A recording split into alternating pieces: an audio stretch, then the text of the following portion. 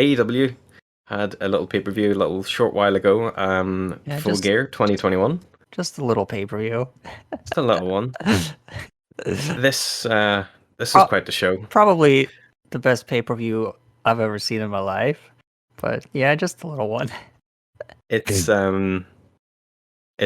full of good feels. I watched the majority of it with my 7-year-old, and he was blown away by some of the matches on this. Oh, yeah. Primarily, is one of his favorite wrestlers is Darby Allin, and so the opener.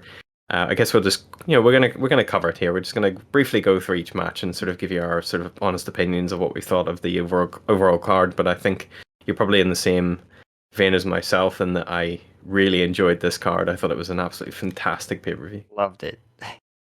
Awesome. Yeah, I mean, the MJF Darby Allin match at the very start, this was pitted as the sort of two pillars of AEW clashing together, and I thought it was, amazing. I thought this was such a hot opener. These guys killed each other in that match. I thought it really, what it did was cement MJF as a wrestler, because he's been obviously a great talker, but he hasn't really had any kind of blow away matches. There hasn't been really anything that's been kind of, what you would say like a 5-star match. And this, I would give it 5 stars. I think it was one of the best matches on the card of the night. I think it might be my favorite in-ring match of the night. What did you think of that opener? You're hearing it here first. This is my very first 5-star match on our podcast. So yes, definitely 5 stars. I could not believe that MJF could be this good in the ring. We've talked about him during our All In review, and we thought, he's decent. He's pretty good. He's not amazing, but man, he went in this match. And same with Darby.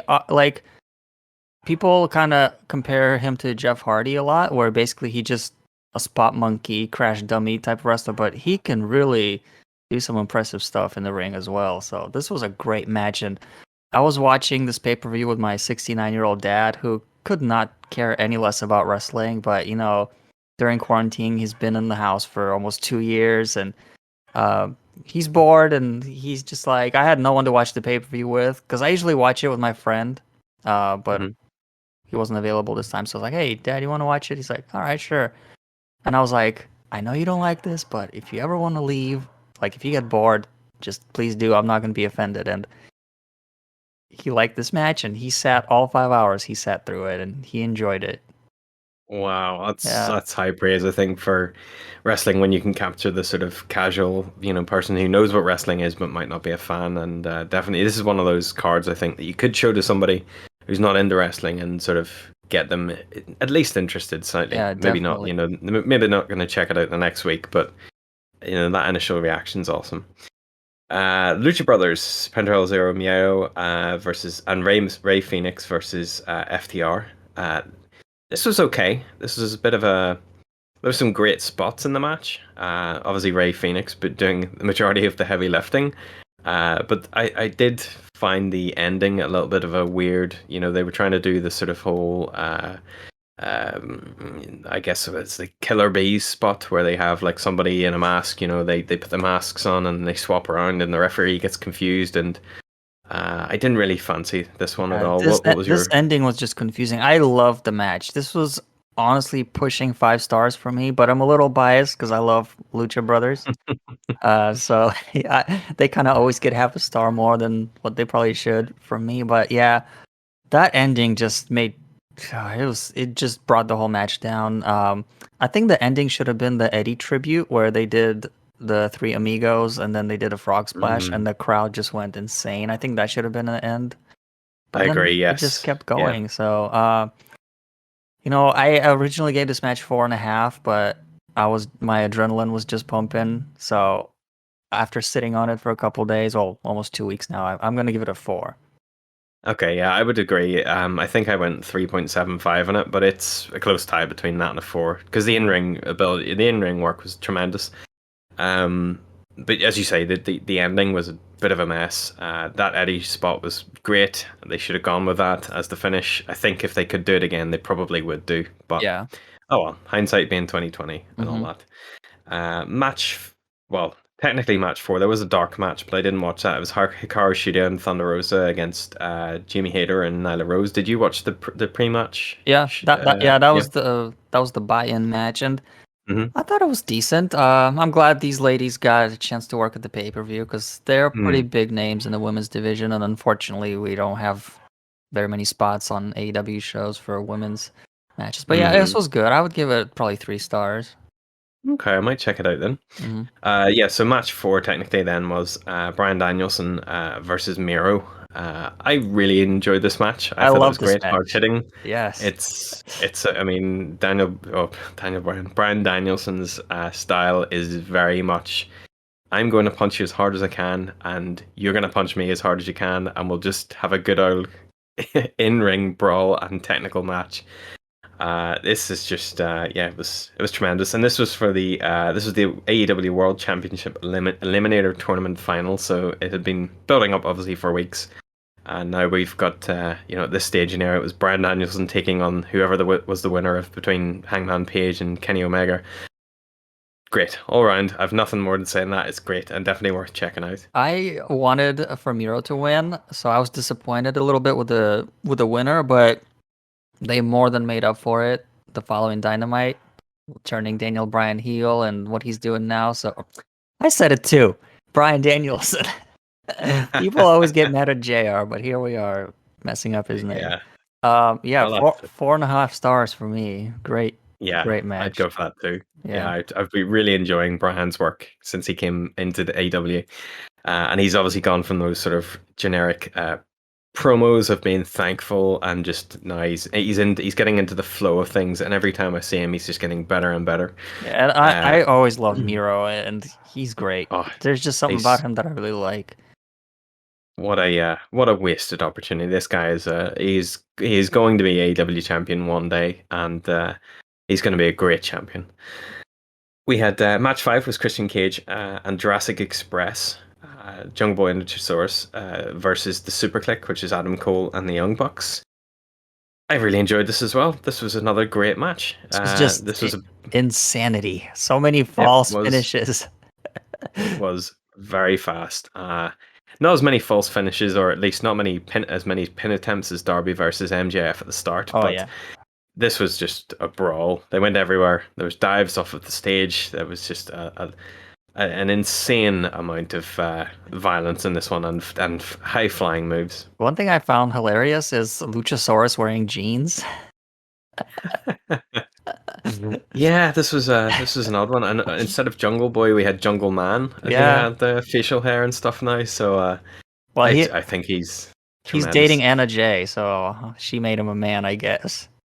Well, there you go. But yeah, 4.5 again for me. Great entertainment. My dad loved it too. Did he? Yeah, awesome. I'd probably go about 4.5. I think I might have originally had in my mind about 4.75, but I mean, it's splitting hairs, I think. Yeah, and one thing I want to say about this show is up to this point we've had 4 matches, and every match felt different. And I even told my dad, like, I'm glad every match feels different. It's not just like the same match over and over, you know? Yeah, definitely. There was no downtime. You know, up until this stage, there was no downtime. You were just sort of, well, at least I was just going, God, this is amazing, and captivated by every single match.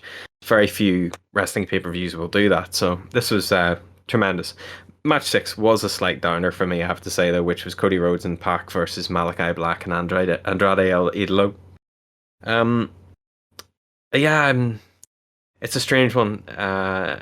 Cody's going through this sort of heel-ish sort of turn at the moment, where he's not trying to be a heel. He's like the John Cena. Yeah. Where the hardcore fans don't really like him. He hasn't embraced the hate yet. Yeah, he's not technically doing anything bad, but he's just a bit obnoxious. As we've talked about Cody in the past, and in all-in reviews and stuff, I can't personally stand him because he's sort of become this franchise player now, where he's got all the money. There's nothing on the line with him. So he's sort of fighting for his own honor, which is doesn't really do it for me. But it was technically a good match. It just felt like a bit of a downer compared to the previous matches. What did you sort of think of it? This was my least favorite match. It was not impressive at all, and not only that, it was disappointing because these guys are all amazing, all four of them. I want them to have a four-way match with a lot of time where that could be a 5-star match in my opinion. But the storyline didn't make sense. Why was the whole story of this match was can Pac and Cody get along? Like, where did that come from? They've been running in, Mhm. rescuing each other every Dynamite and Rampage. Now all of a sudden they can't get along for some reason. And then on top of that, Andrade and Black can't get along for some reason either. Even though before and after they get along, it just made no sense. It took away from the match, the whole constant force tagging and everything. So yeah, Mhm. this is a 2.5 for me. Yeah, I think I give it a 3, but again, 2.5. You certainly could. Mhm. So the next match was Dr. Britt Baker, DMD, who is the women's champion versus Tay Conti. Uh, this was good. This is a good match. I thought Tay Conti was really impressive in this match. There was a few sort of iffy spots and stuff, but overall, I mean, it's just a solid Britt Baker match, as she's been sort of known to put out in recent months. What did you sort of think overall of it? I think one thing you have to remember with these two women is that they're very inexperienced in the ring and in the spotlight. Britt Baker's, I mean, she's a champion and she's over, but she's only been wrestling for like a few years, and Ty Conti's only been basically main roster for about a year or so. So you could tell they were nervous, especially Ty Conti. Like you could tell by her facial expressions when she was coming out that she was kind of losing character and kind of being nervous. So I also think the crowd was a little bit burnt out at this point because they weren't really as loud as they should have been, maybe. But overall, I think they did great. They should be proud of themselves, and I'd give this a 3 out of 5. Hmm. Yeah, I'd probably go about the same as well. Match 8 was CM Punk versus Eddie Kingston. This was, I mean, Eddie Kingston's just been on fire for the past, 2 months. He is captivating to watch. I thought as well, it's a good mix between because CM Punk and Eddie Kingston are sort of similar in a lot of ways. They're both that sort of they both look like they're they've come in off the street. But I loved the story that was built up in this one, where it was CM Punk back in the day in the ROH locker room or in the old locker rooms that they shared together. Looked down on Eddie because Eddie was just wasting his life at the time and not really making an effort. And I loved the way that they weaved it in. But yeah, I thought this was just a tremendous match, and I love the fact that Eddie's got this character that's so strong that at no stage after the match did you sort of think that Eddie Kingston was going to shake CM Punk's hand Oh. and it just be over. He just sort of left the ring, and I thought that was good. He stuck to his guns, and I really enjoyed it. I would say that this was for me a sort of 4.5 star match. I really enjoyed it. What did you think? When these guys came out, my dad said, "Oh, this is part of the show where the old guys fight." And in my mind, I was like, "You just wait and see what happens, because these guys can go." I didn't tell him that though. I just thought it, and these guys, man, they just fought their asses off, and Yeah. I feel like you can show this match to someone, to like a wrestling hater, and Mhm. he'll question like the legitimacy of it. He'll think, "Oh, I know wrestling is fake, but this looks kind of legitimate to me." The way they were like spitting at each other and just not holding back their attacks, and just Yeah. constant fuck yous throughout the match. I loved it. This is another 5-star for me. Oh wow, okay, Yeah. yeah. I love the flash knockout at the start as well. Oh yeah. Where Eddie Kingston backhanded him in the face it was out of nowhere, and if they had finished the match like that, it would have been it would have been shocking. Yeah. But I love that, The and I love the fact that then Punk had to fight an uphill battle throughout the match to get to it. I mean, you could argue that this was a 5-star match, but mhm. I really enjoyed it. I thought it was great. The down point of the night again was the Inner Circle versus American Top Team. I just couldn't get into this at all. I haven't been into a Jericho feud or match in a while now, and I thought that this was just there's too much going on. Dan Lambert's great. I really like Dan Lambert from the sort of leader of American Top Team, and it's fascinating to see people like Andre Arlovsky and stuff in there because I was a big fan of Andre when he was in UFC and well, initially anyway, not in his later sort of stage of his career when he was just getting knocked out every time he was on on TV. But it was a bit of it. It was amazing to see some of the guys in American top team trying to wrestle in this one, but it was certainly it took me down after the sort of excitement of Eddie Kingston and CM Punk. Yeah, this is one of those matches where it has like like some high spots and some low points. For example, like some of the high points is like the Sammy Guevara Jeff Hardy tribute with the Swanton bomb off the giant ladder. Junior Dos Santos, surprisingly good. I think if he trains up a couple years, he could actually be a legitimate uh pro wrestler. Um, yeah, this was a comedy match. I like how they kept it different from the previous street fight with the Young Bucks and everybody. But yeah, this is one of the lower matches. I give this a 3. It was a No, I think that's spectacle. fair enough. Not a great Yeah, I match, went. but it's a pretty good spectacle.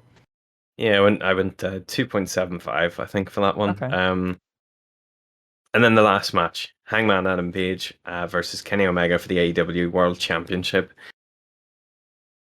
This was like an emotional roller coaster. By the end, it was well paid off. I thought this was tremendous. I went 4.75 for this one. I think that the match quality wasn't as good as I was expecting it to be. I think I'd built it up in my head to be this sort of, it was going to be like this epic Kenny Omega Tokyo Dome versus Okada, but it wasn't quite that. And so I think if I'd gone in with slightly lower expectations, I probably would have enjoyed it a lot more than I did. And that's not to say I didn't enjoy it. I did really enjoy it, and I thought that the ending was emotional, phenomenal, tremendous, just a perfect, like the icing on the cake of this Hangman story. And I don't know if I was retweeting on the build up to Full Gear, Brian Maxwell Mann, who used to work for the WWE, and I think he was a scriptwriter or something for them. He had put together a video of like all of the sort of being the elite moments, and then the stuff on Dynamite. I think some occasional stuff from Rampage and the pay-per-views that he's been in of his journey from sort of the initial stages of AEW's inception, of him coming out on stage and saying, "I'm going to be the first champion," to then losing it, to then falling down and sort of going down a darker path, and then being built back up by the Dark Order, and then eventually having this sort of resurgence and fight against Kenny. I loved it. The whole thing was great. What did you think of this sort of finale of this initial run of Hangman? So this is probably not a great comparison, and some listeners will probably cringe at this, but this, in a way, reminded me of Hogan versus Sting. How that was like a big long-term storyline in WCW, Mm. and then they just completely shit the bed at Starrcade. Except this was kind of like this. Obviously, the stakes weren't as high as the NWO days, but still, it was a long storyline between Omega and Hangman, and all building up to this match, and they did it flawlessly. There was no bullshit interference. There was no guest referees. There was no fast counts. It happened the way it was supposed to be happened. Everyone expected it to happen this way, and everyone loved that it did. And because of that, I have to give this 5 stars. I feel like honestly, if you just watch the match by itself, it's probably like 4.5. But Mm. with context and the circumstances, I have to give this a 5. So 3 5-star matches on this show for me.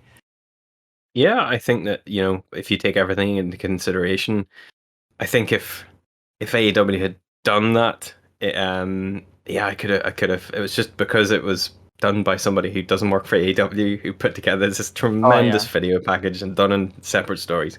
But they're free. It's online, and they are. I think Hangman had watched it and retweeted the videos that Brian had done, and they're really, really well done. There's about I think it's 4 episodes in total, with the culmination being obviously Full Gear. So I think overall a tremendous pay per view, well worth going out of your way to watch.